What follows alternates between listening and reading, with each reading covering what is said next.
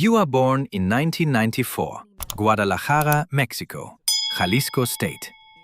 A two-room house made of cinder block and corrugated metal roofing that turns every summer rainstorm into a percussion section nobody asked for. There is one window. It faces a wall. Your mother works at a tortillería 6 blocks away. She starts at 5 in the morning. She comes home with flour on her hands and a smell that stays in her hair for days. You love that smell. You will love it your whole life without ever quite being able to explain why. Your father is there, for now. The first thing you understand about where you live is not taught in a classroom. It is taught by geography. Your neighborhood is called Rancho Nuevo. It is not a ranch. It is not new. It is a collection of streets where the pavement ends abruptly, where the streetlights work on a schedule nobody has ever figured out, and where every family knows which corners belong to whom and walks accordingly. You learn this before you learn to read. Nobody teaches you. You just watch the adults, and you learn. That is not an accident. At 5, you start school. The school is 3 blocks away. Your mother walks you the first day. After that, you walk yourself. You are 5. Nobody thinks this is unusual. The classroom has 38 students and 1 teacher, Maestra Rosario, who is 55 years old and has the energy of someone who made a decision a long time ago to just outlast the system entirely. She is not wrong. She is still teaching when you graduate 8 years later. Your textbooks are provided by the government. They are free. They are also 4 years out of date and missing pages 47 through 61 of the science book due to a printing error that nobody ever corrected. You don't know what's on pages 47 through 61. You will wonder about this for the rest of your childhood. At recess, you play football with a ball that is mostly tape. It works fine. At 7, your father leaves. Not in the dramatic way. Not in the way where there is a conversation or a suitcase visible in the hall. The following week felt One heavier Thursday, than he is his there. sadness The ever next did. Thursday, he is somewhere in Tijuana, you are told, working construction. He sends money twice. Then he sends nothing. Then the number stops working. Your mother doesn't explain it. She just starts working double shifts. You learn to make tortillas yourself. You are 7. You are very good at it. At 8, your best friend is a boy named Memo. His full name is Guillermo, but nobody has called him that since he was born. His grandmother calls him Mijo. Everyone else calls him Memo. Memo's older brother drives a car that is too new for the family he comes from. He wears clean sneakers every week. He is 19. He doesn't work anywhere that anyone can point to. Memo knows what this means. You both know. You never talk about it. You talk about soccer.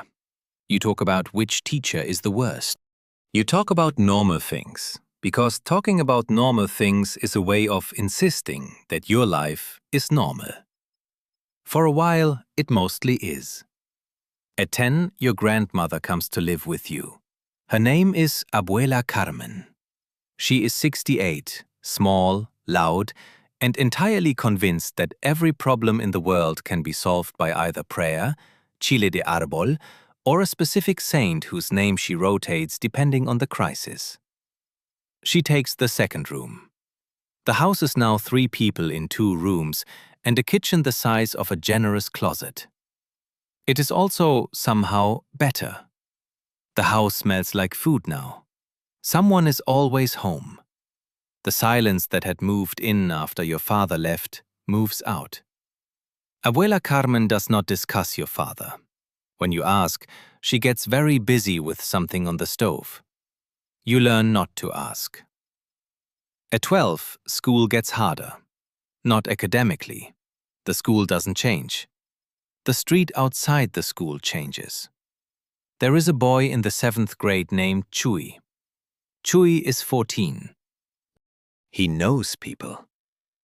He makes this clear without saying it directly. He is good at making things clear without saying them. He starts talking to you after school. He says you're smart. He says smart guys shouldn't be poor. He says other things. You listen because at 12 you are still at the age where listening feels like it costs nothing. You will learn that it costs something. It always costs something. You do not join.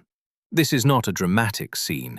There is no confrontation, no ultimatum, no moment of courage that would look good in a movie. You just stop walking home that way. You start taking the long route. You find reasons to leave school with Memo instead of alone. You make yourself less available until you become invisible to Chuy and his people, which is the only kind of invisible that keeps you safe in Rancho Nuevo. Stay small, your grandmother says. The nail that sticks up gets hammered down. She means it as survival advice. You will carry it for years before you understand that it is also a trap. At 14, Memo's brother is killed. It is a Tuesday. Nothing about Tuesday is unusual. Memo is absent from school for a week. When he comes back, he doesn't talk about it. You don't ask. You play soccer at lunch and pretend the world is what it was a week ago, which is a skill both of you are getting very good at. You learn something that week that no school teaches, that you can watch someone you love make a decision that will end badly, and sometimes the only thing you can do is stay close enough to be there when it does. At 15, you discover that you are good at math. Not just okay, good. The kind of good that makes Maestra Rosario stop in the middle of class and look at you with an expression you have never seen directed at yourself before. It is the expression of someone reassessing. She starts keeping you after class. Not as punishment. She gives you extra problems. Old textbooks from the school storage room. A list of programs you can apply for. She writes a number on a piece of paper and says, "Call this. It's a prep program. It's free. Don't lose this." You don't lose it. At 16, your mother gets sick. Not catastrophically, not immediately. But the cough that she has had since November doesn't leave in December. By February, she is thinner. By March, the double shifts become single shifts. By April, she stops going some days.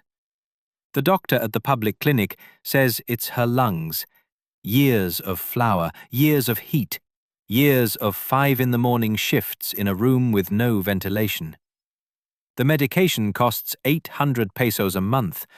Your mother's new income is 2,200 pesos a month. You start working weekends at a car wash 2 neighborhoods over. You are 16. Nobody thinks this is unusual. At 17, you take the exam for the preparatory school scholarship. You take it in a room with 200 other kids, most of whom arrived in cars and are wearing shoes that cost more than your weekly salary. You take the exam anyway. You pass, not at the top. You pass at the 74th percentile, which is enough. Which is exactly enough. Maestra Rosario, when you tell her, makes a sound that is technically not crying. She is definitely crying. Preparatory school is a different country. Same city, different country. The students here talk about universities the way people in your neighborhood talk about which carniceria has the best prices. As if it is simply a matter of which option suits you. As if the choosing is the only thing. You do not tell most people where you are from. Not because you are ashamed, because explaining it takes energy you need for other things. You study. You work Saturdays. You come home on the bus for 2 hours each way and do homework in the seat by the window because the light is better there. Abuela Carmen leaves a plate on the stove for you every night, no matter how late you arrive. She never says anything about it. She just leaves it there. This is, you will understand much later, one of the purest forms of love there is. At 18, Memo is arrested. You go to see him once, in the visiting room that smells like disinfectant and waiting. He looks the same. He looks completely different. He says, "You got out." You say, "I didn't go anywhere." He says, "Yeah, you did." He says it without anger. You will carry that sentence for a long time. The weight of it, the accuracy of it, the thing it says about the particular luck of direction. At 19, you start university. Universidad de Guadalajara. Engineering. Full scholarship, partial living stipend, and a part-time job in the university's computer lab. Your mother cries when you show her the acceptance letter. She cries for a long time. You hold the letter and let her cry and look at the wall and feel something that has no name in either Spanish or English. Something made of equal parts pride and grief, and the very specific weight of being the first. Being first is not the celebration it looks like from the outside. Being first is very lonely. At 21, Abuela Carmen dies. She dies in April, in her own bed, surrounded by the specific collection of santos and photographs and saints' cards she had accumulated over a lifetime of private negotiation with God. She dies quietly, which surprises no one who knew her, because Abuela Carmen always considered loudness a thing to deploy strategically, and going quietly was her last act of dignity. You come home for the funeral. The house feels like a room with the furniture rearranged wrong. Everything is in the same place. Nothing is where it belongs. Your mother is smaller than you remembered. You realize, standing in the kitchen that is the size of a generous closet, that you have been so busy becoming something that you have not noticed her becoming less. You go back to university. You don't know what else to do. At 23, you graduate. Your mother is there in the third row in a blue dress she bought at the Tianguis for 150 pesos and altered herself so it would fit right. Her hands are still flower rough. She takes 17 photographs on a phone that is 4 generations old and can barely hold the images. You walk across the stage. You hold a piece of paper that represents 8 years of early mornings and late buses and plates left on stoves, and a woman working double shifts in a room with no ventilation. You look for her face in the third row. She is already crying before you find it. At 24, you get your first real job, a tech company. The salary is 28,000 pesos a month. Your mother's salary at the tortillería was 4,200. You send her half. She calls you the Sunday after the first transfer. She doesn't say thank you. She says, "I bought shoes." She says it like it's a confession. She says, "They were 400 pesos. You say, "Buy another pair." She laughs. You have not heard her laugh like that in years. It takes you a moment to place it. Then you place it. It sounds like flour and heat and 5 in the morning shifts. It sounds like the only home you have ever had. At 28, memo gets out. You hear about it the same way you heard about the arrest, through a cousin of a cousin, through the network that never stops working even when you pretend you've left it behind. He calls you 3 days after he's released. His voice sounds the same. He sounds completely different. You meet him at a cafe on neutral ground, somewhere between your world and his, which means somewhere neither of you actually belongs. He looks older than 28.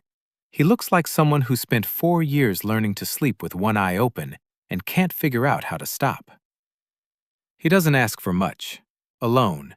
Enough to start something small. A food cart, maybe. He has a plan. He says the word plan the way people say it when they need you to believe it more than they do. You give him the money. Of course you give him the money. He is Memo. He is the boy who played football with a ball that was mostly tape.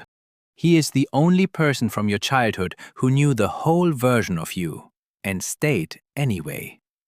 You give him the money and you tell him to call you every week. He calls for 6 weeks. Then he calls less. Then he stops. You hear, 3 months later, through the same cousin of the same cousin, that he is back with his brother's people. Not because the plan failed, because the plan was never really the point. Because some doors, once you walk through them, don't open from the inside. You don't call him. You don't know what you would say. You go to work in a building made of glass and intention. You sit at your desk on the 14th floor. You look out the window at a city that is many cities at once. Somewhere out there is Rancho Nuevo. You can't see it from here. The city is too large, and the distance is the wrong kind of distance. Not miles, but the kind that accumulates in years and choices and the specific luck of which way you turned at 12 years old on the walk home from school. You think about what Memo said in the visiting room. You got out. You said, I didn't go anywhere. He said, yeah, you did. You understand now, sitting on the 14th floor, that you were both right. You got out, and you took nothing with you that mattered. Your mother still lives in Rancho Nuevo. She says she is too old to move. She says she knows her neighbors. She says the church is 2 blocks away, and she is not walking further than that for anyone, including you. You visit on Sundays. You bring food she doesn't need and fix things that aren't broken because it gives you something to do with your hands. You sit in the kitchen that is the size of a generous closet. You drink coffee. She talks about the neighbors, about who is sick, about who got married, about the woman on the 3rd floor whose son sends money from the United States and never visits, which she says without looking at you, which means she is not talking about that woman at all. You stay until it gets dark. Then you take the long bus ride back. You are 30 years old. You have a good apartment. You have a job in a glass building. You have a salary that would have seemed like a different language to the version of you who worked weekends at the car wash. You also have a phone that doesn't ring on Tuesday nights anymore. You have a city that is too large to see across. You have the 14th floor and the window and the view of everything you came from and can't quite reach. You are not unhappy. You are not happy exactly. You are the thing that happens after the story is supposed to end. You are the part nobody makes a movie about. The morning after the graduation, the Sunday visits, the money transferred every month to a woman in a kitchen the size of a closet who drinks her coffee and talks about the neighbors and doesn't ask you why you stopped bringing Memo around. She knows why. She knew before you did. You are 30 years old. You are from Rancho Nuevo. You got out. And some days, sitting on the 14th floor watching a city that doesn't know your name, you are still not entirely sure what that means. That is your whole life, so far.